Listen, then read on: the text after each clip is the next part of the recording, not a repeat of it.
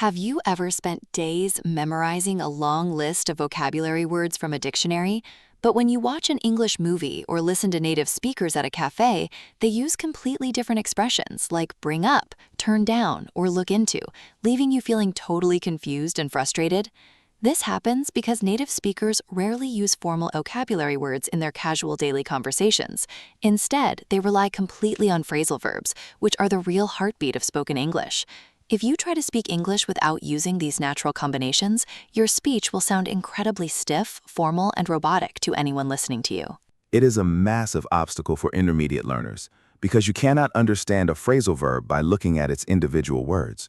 For example, if you know the word give and you know the word up, it is still impossible to guess that give up actually means to stop trying or to surrender. Welcome to English Conversation Hub. I am Oliver. And I am Ava. We are absolutely thrilled to welcome you to today's extended lesson.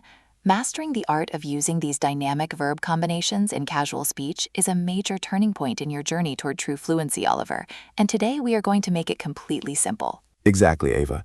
Many students tell me, Oliver, I feel completely overwhelmed because there are thousands of phrasal verbs in English, and I don't know how to use them without getting confused. Today, we are going to provide a very long, rich, and deeply detailed listening practice session to help our listeners understand how these verbs work in real life. How are you doing today, Ava? I am doing fantastic, Oliver. I have a fresh, warm mug of black coffee right here on my desk, and I am incredibly excited for this topic. We are going to speak casually and naturally, maintaining a comfortable, slow, and steady pace so our listeners can absorb these crucial daily phrases completely effortlessly. Perfect. Sit back, get comfortable, train your ears to the rhythm of our voices, and let us explore phrasal verbs in real conversations together. Let us start by explaining what a phrasal verb actually is for our friends listening at home. A phrasal verb is a combination of a standard verb like look, take, or get, and a small particle, which is usually a preposition or an adverb, like up, off, in, or out. When you put these two pieces together, they create a brand new, unique meaning that is completely different from the original verb. Native speakers use them because they are quick, energetic, and highly efficient for daily life. That is so true, Ava. I remember when I was first starting out in my career, I had to attend a very important team meeting at the office. My manager asked me to present a layout for a new digital project. I spent the whole night working on my computer, trying to create the perfect design. But when I arrived at the office the next morning, the computer software crashed and I could not open my files. My mind panicked completely. I sat at my desk for 20 minutes trying to figure out how to restore the lost document before the meeting started. Let us stop right here for a moment to look at this first essential phrasal verb for our listeners. To figure out means to understand something, to solve a difficult problem, or to find a correct answer after spending time thinking about it deeply. An easy example sentence is, I need to figure out how to reset the password on my email account. It is a phrasal verb that native speakers use constantly throughout the day. Yes, so I had to figure out a quick solution. Luckily, I had saved a backup copy of the project on a small flash drive in my pocket. I plugged it into a different computer, and the presentation worked perfectly.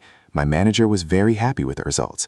That experience taught me that in real life, problems will always happen, but you just have to stay calm and find a way to resolve them. That is a wonderful lesson, Oliver. And notice how you used the phrasal verb figure out instead of using a formal word like calculate or resolve. It sounds much more natural. Another great example of a phrasal verb happens when we meet people unexpectedly. Last weekend, I was walking down a crowded path at the local market. I was looking at some fresh fruits and vegetables. Suddenly, I bumped into my childhood friend Jessica. I hadn't seen her in over 5 years. I was so happy and surprised. I walked over quickly, gave her a big hug, and said, "What is up?" Let us break down this second very popular expression for our audience. While what is up acts as a complete greeting phrase, it is built on a phrasal structure and serves as an authentic, informal way to say hello to a friend, family member, or close acquaintance. It means, what is happening in your life right now? An easy example sentence is, what is up, David? Are you free to play cricket this afternoon? It instantly creates a friendly, comfortable atmosphere. Exactly. Jessica and I stood near the market stall and talked for a long time. She told me all about her new house, her career, and her family. Because we had not spoken in 5 years, she talked very fast because she had so much information to share. I listened as carefully as I could. I missed a few tiny details because the market was very noisy, but I didn't stop her. If you stop a friend every time they speak quickly, you lose the joy of the conversation. You just have to listen to the main points and let your mind flow with the story. If you focus too much on every individual word, you will quickly find yourself struggling to catch up with the topic. Let us explain this third crucial phrasal verb, catch up. To catch up means to reach the same quality, speed, status, or level as someone or something that is currently ahead of you. In a social context, it also means to talk to an old friend to learn about the latest news in their life. An easy example sentence is, I need to catch up with my university studies because I missed 3 days of class last week. That is a perfect explanation, Oliver. When Jessica and I finished a conversation, we promised to meet for dinner next week so we could catch up properly. This shows how phrasal verbs can have multiple connected meanings depending on the sentence. Another fantastic tip for learning these verbs is to learn them in pairs or stories, rather than memorizing a boring list from a dictionary. If you memorize a list of 50 verbs on Sunday, your brain will forget 45 of them by Tuesday because there is no context or emotion attached to them. But when you listen to a long conversation like this, your brain naturally starts to catch on to how the verbs fit together. Let us pause here to look at this fourth extremely useful phrasal verb, catch on. In this specific context, to catch on means to finally understand a concept, realize a meaning, or become familiar with a new pattern, habit, or trend after some time or repetition. An easy example sentence for daily practices: at first, using a smartphone was very difficult for my grandfather, but after a few weeks, he began to catch on. Let us pause here to look at this fourth extremely useful phrasal verb, catch on. In this specific context, to catch on means to finally understand a concept, realize a meaning, or become familiar with a new pattern, habit, or trend after some time or repetition. An easy example sentence for daily practices: at first, using a smartphone was very difficult for my grandfather, but after a few weeks, he began to catch on. That is a brilliant method, Ava. It makes the learning process feel like a fun game instead of a heavy chore. But remember, there will be days when your energy is low, or you try to use a phrasal verb in a conversation and you accidentally use the wrong preposition, and you feel embarrassed. You might feel like your English is not improving at all. In those moments of frustration, instead of being angry at yourself, take a deep breath, look at your progress, and ask, what is the matter? Let us look at this fifth and final phrase, which contains a phrasal structure and is beautiful for checking on problems.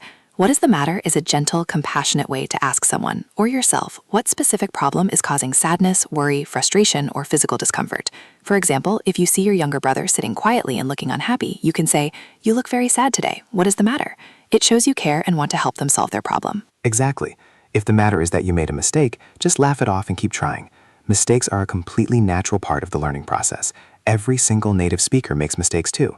The important thing is to keep moving forward and practicing every single day. This has been such an engaging, long, and highly detailed conversation, Oliver. I am absolutely certain that if our intermediate listeners focus on learning phrasal verbs through real stories and simple contexts, their speaking confidence will increase dramatically. I agree completely, Ava. Phrasal verbs are not a wall to stop you. They are a bridge to help you sound completely natural and fluent. Let us summarize a highly effective sentence framework from today's episode that you can use immediately to practice your phrasal verbs. Whenever you are faced with a daily task, a choice, or a small problem that requires a clear solution, use the structure, I need to figure out. For example, you can say, I need to figure out how to use these new English phrases, or I need to figure out my schedule for tomorrow morning. It is simple, clear, and incredibly useful. Now, we have a very friendly and simple question for all of our wonderful viewers practicing their listening with us today. Please type your answer in the comment section below. What is your favorite phrasal verb from today's listen? We absolutely love reading your responses and connecting with you in the comments. If you found this long listening practice session valuable and you want to start mastering phrasal verbs to sound like a native speaker, please take a quick second to click that like button and share this video with your friends or classmates. And do not forget to click that subscribe button and turn on the notification bell so you never miss our slow, natural, and highly detailed conversations here on English Conversation Hub. Thank you so much for your time, your focus, and your wonderful dedication today. Keep practicing your English every single day and have a beautiful day ahead. Goodbye, everyone. Keep practicing, stay confident, and we will see you in our very next conversation.